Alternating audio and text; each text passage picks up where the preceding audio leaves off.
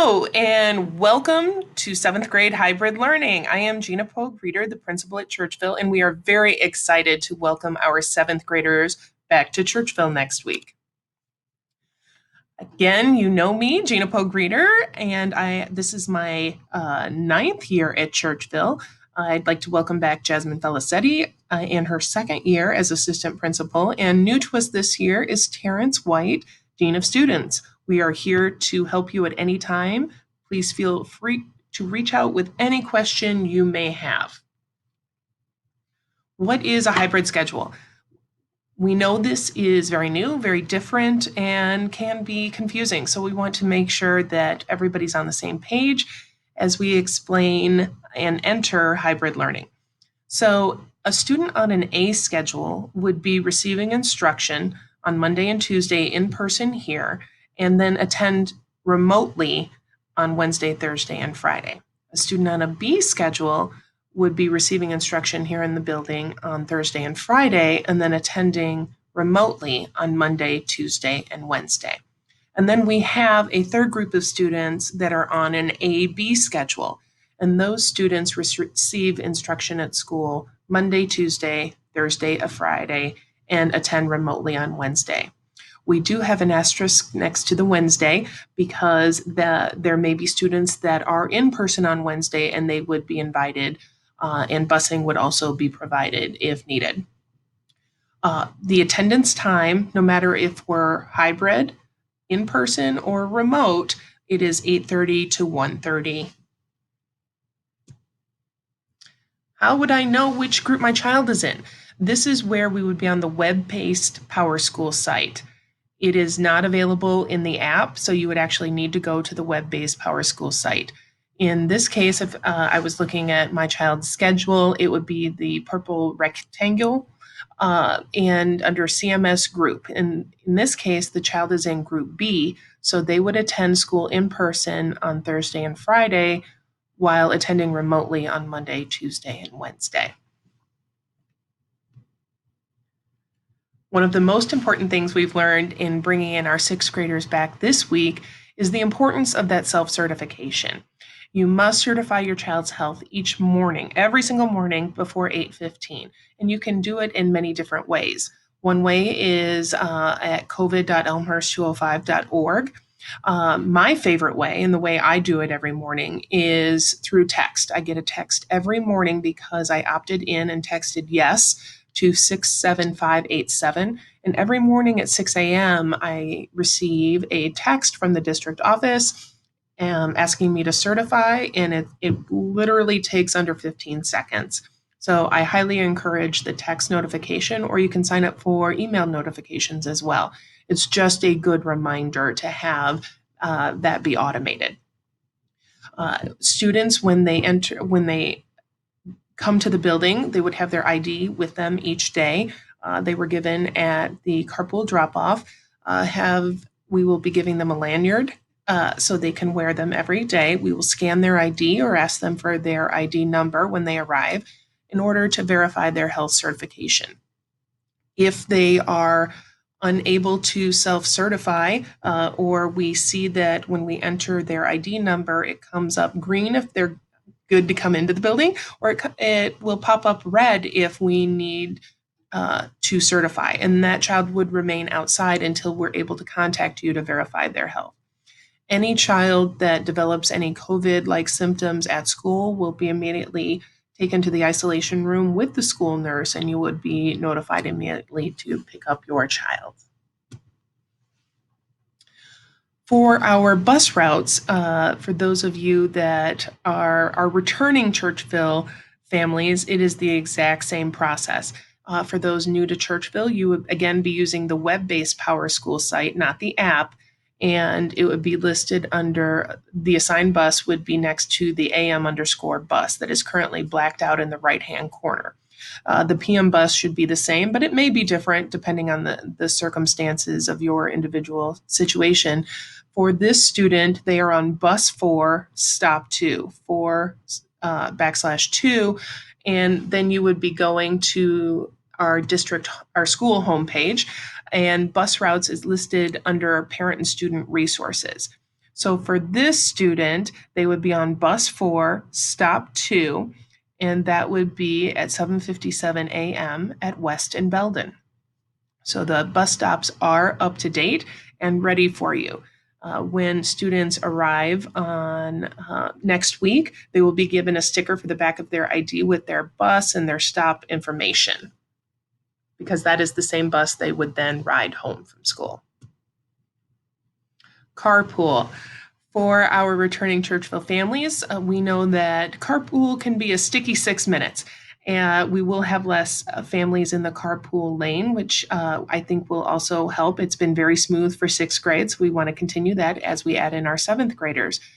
The most important thing is to remember to drive through off of Victory Parkway in a single car line. What is different this year when you are through the carpool lane is that a staff member will greet you at your car and ask if your child is certified as they leave the car. Please have your children wait in the car until they are greeted, because we want to make sure that the child is verified before you leave. Otherwise, then they're standing outside as we try to track you down. So we appreciate your patience as we all work together learning our new morning routine. Entry and exit. Again, this is a little bit different. Our drop-off times are the exact same, 8:10 to 8:25, with school starting at 8:30. Our 7th graders will enter in 2 different doors. Because all of our 7th graders start their day in an elective, they're either starting their day in PE or the Unified Arts Wheel or Band Orchestra Choir or Project Lead the Way. So if they are beginning their day with PE, they would enter door 17, which is the stage entrance by the blue gym. So that would be door 17 if they start PE. All other 7th graders would enter door 4, and that is down by the blue tent that you would see as you pull up, close to where they exited last year. So door 4 would be where 7th graders would enter, and students would take the first staircase to their correct floor. And our 7th graders would generally be either going to the 2nd floor for a Unified Arts class or the basement for orchestra, choir, or even band on the 1st floor. So students, the same process happens after school for our carpool and walkers, where parents can begin lining the circle drive at 1:20. We begin dismissing for buses and our 6th graders at 1:25 with full dismissal at 1:30. Our bussers, again, should be out at their bus stop about 5 minutes before the scheduled time, and they would enter door 5, which is the door off of the circle drive off of York. And they would go directly to their first block classes using the nearest stairwell to that doorway. And again, students would be dismissed at the end of the day to each specific individual bus as it arrives. Masks. Our students are all wearing masks within the school day. Please make sure that your child's mask fits properly and that their nose is covered at all times. Our 7th graders, we know there are some that are adult size, and we've got some that are still in the small phase. And so please make sure that their mask is fitting, that there are no gaps on the side too.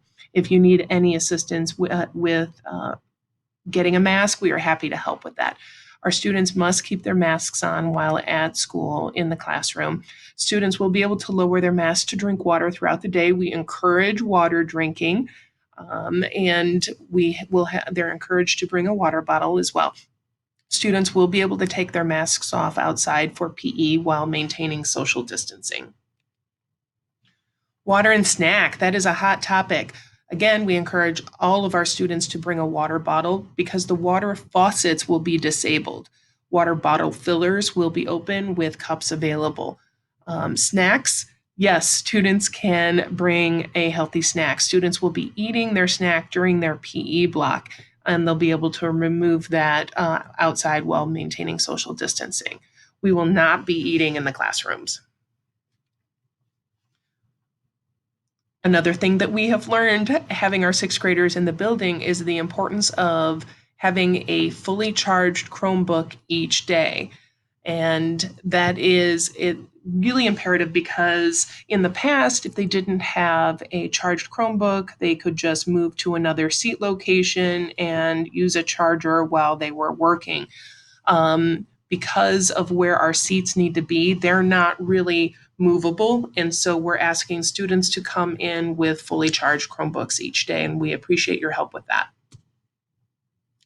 Materials for day one, we will link this into the presentation for you as well. But these are specific items that the 7th grade team is asking our students to bring in on a daily basis. And remember that all items must go in their backpack and they'll be carrying that around with them. So we were trying to streamline it as much as possible for our students. What does this day look like here at school? It looks like the exact same as what they're doing right now in remote because the students who are on remote are still in class with them. So for our 7th graders, they're starting their day at 8:30 in E-Block 1, and then they move into their first content at 9:03, and then they have 2 more E-Blocks, and then they finish their day in 2 more content, core content areas, and end at 1:30. What do Wednesdays look like? Again, Wednesdays are ever evolving based on feedback, and please remember that Wednesdays are a full day of instruction and that students are expected to be in each class. Thank you for listening to our presentation. We are so excited to have our 7th graders back in the hallway. We're excited for them to see each other and to work with their new teachers. And if we can be of any assistance, please never hesitate to reach out, and we will see you next week.